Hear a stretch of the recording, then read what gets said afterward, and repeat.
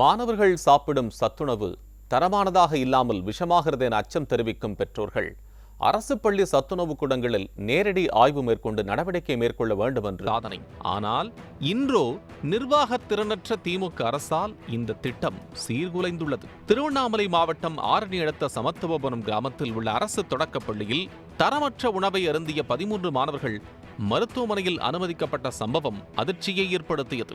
இந்த பரபரப்பு அடங்குவதற்குள் அடுத்த நாளே அரியலூர் மாவட்டம் சோழன்குறிச்சி கிராமத்தில் உள்ள அரசு தொடக்கப் பள்ளியில் மதிய உணவு சாப்பிட்ட 18 மாணவர்கள் திடீரென மயக்கம் போட்டு விழுந்து அரசு மருத்துவமனையில் அனுமதிக்கப்பட்டனர். இது மட்டுமா, கள்ளக்குறிச்சி மாவட்டம் உளுந்தூர்பேட்டை அருகே உள்ள அங்கன்வாடி மையத்திலும் மதிய உணவு சாப்பிட்ட 12 குழந்தைகள் வாந்தி மயக்கமடைந்து அரசு மருத்துவமனையில் அனுமதிக்கப்பட்டனர். தரமான கல்வியோடு தரமான உணவையும் வழங்கிய அந்த உத்தமர்கள் எங்கே? என்ன நடந்தாலும் கண்டுகொள்ளாத இவர்கள் எங்கே என்று குழந்தைகளின் பெற்றோர்கள் அர்ச்சனை செய்கின்றனர்.